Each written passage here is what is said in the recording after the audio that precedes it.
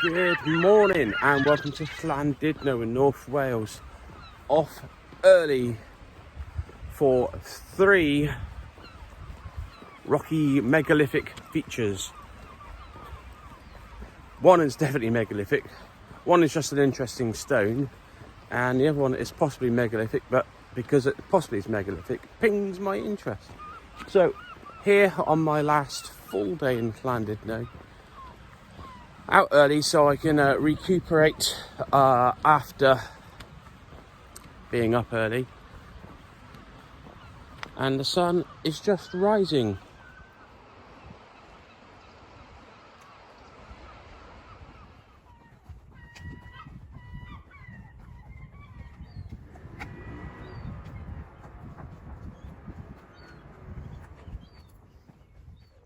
So the megalithic features do not include this modern Eisteddfod Gorseth circle, as pleasing as it is to the stone circle fan.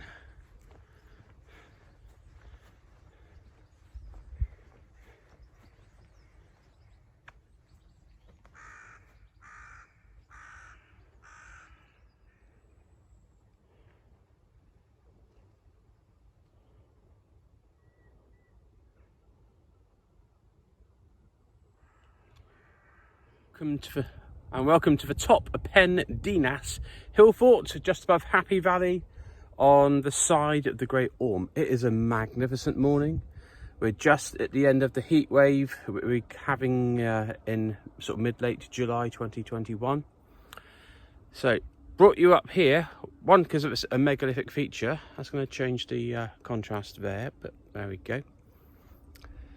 One, because it's a megalithic feature up here, and there is an Iron Age hill fort, but it is also just absolutely stunning. All the way around the panorama, from obviously the coast that way, to the mountains to the rear. I have brought you up here to take you to a stone just at the end of this path. And here I am, stood upon it. This is the rocking stone, or Tudno's Cradle. It's a Logan stone, and if you get the angle correct on it, it is meant to rock, though I've been up here a moment or two trying to rock it, and I think the summer vegetation may well have secured it in place. You get all the way round views of Tudno, over towards the Ganwy and Conwy. Low tide just over an hour ago, it's now beginning to ingress once more.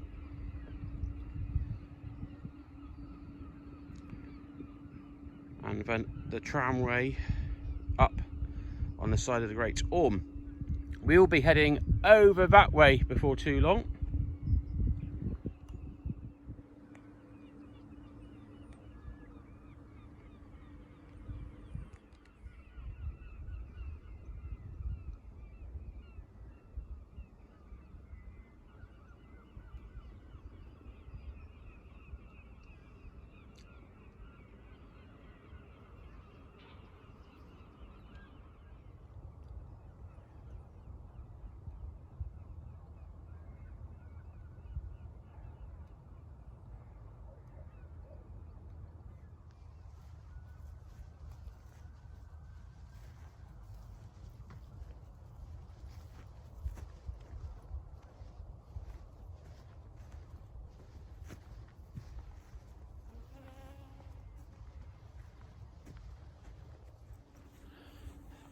And the jeopardy with the Logan stone is that if you were put on trial for a crime, you would be stood, the folklore says, on that stone, and if it didn't rock, you'd be thrown over the cliffs to your death because you were guilty because it didn't rock. I guess if you're going to meet the end of your days anywhere, this is a rather amazing place in which to have it happen. That's not any suggestions, universe, okay? I'm quite happy here today. We do need to now head over in that direction.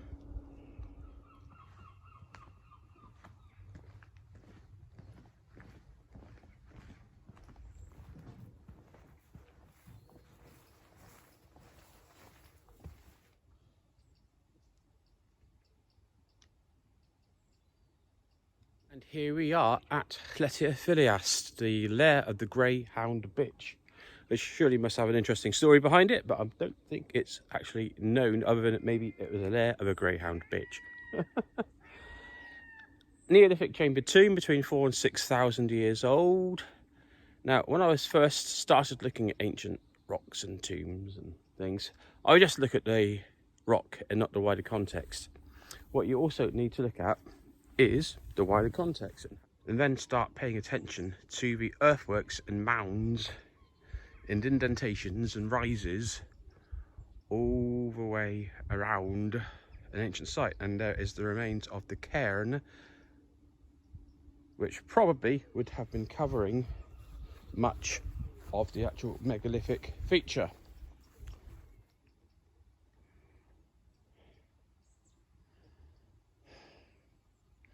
The stones aren't very far away from the Great Orme mines, which are just over there.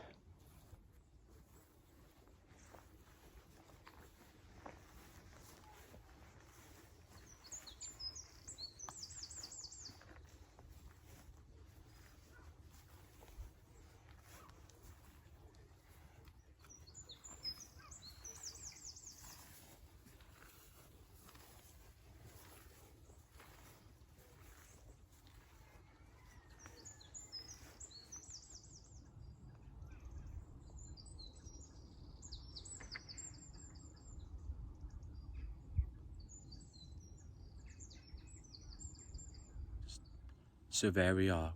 That's how I like to start a day, ideally with a megalith and a sunrise.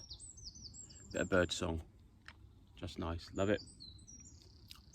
That needs to press on. Got to fit in one more feature and get back to the hotel before breakfast. So here we go.